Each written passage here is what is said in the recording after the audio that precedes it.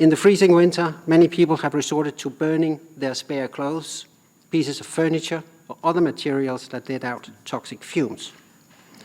The front lines and relentless violence continues to move closer to these areas, which are packed with displaced people, with bombardments increasingly affecting displacement sites and their vicinity. We call for an immediate ceasefire to prevent further suffering and what we fear may end in a bloodbath.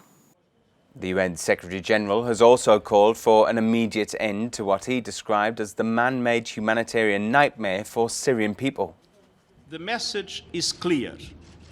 There is no military solution for the Syrian crisis.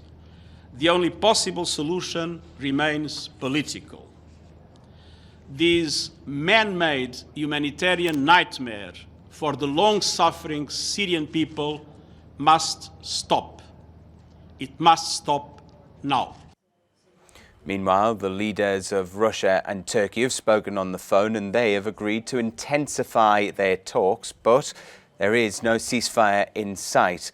Earlier on, I spoke to Mark Emmett, who is a former US Secretary for State for Political Military Affairs, and he told me that any further military escalation in the region would be disastrous for civilians. Look, at this point, they're trying diplomacy. They're talking to each other in Moscow.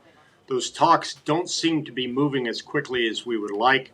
But nonetheless, if they resort to a large-scale military operation, the humanitarian consequences of that will be significant.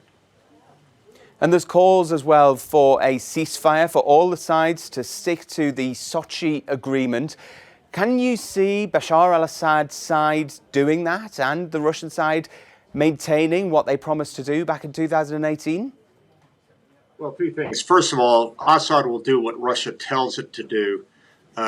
But nonetheless, I think we've got to recognize that Idlib really is the last major city that is not in control of the Assad regime.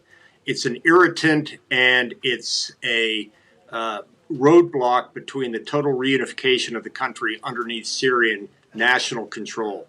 So I think that even with what is discussed at Moscow, Assad will be pressuring the Russians to agree with him to finish off this fight.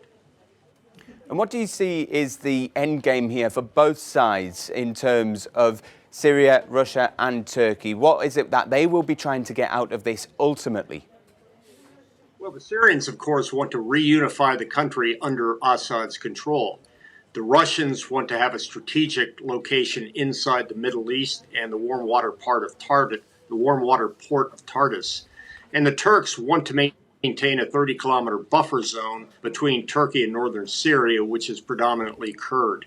So, candidly, I think they could come to an agreement once there is a resolution of this situation in Idlib, a resolution of the terrorists that are seen to be inside of Idlib, and, of course, the huge humanitarian flows that are heading to Turkey right now.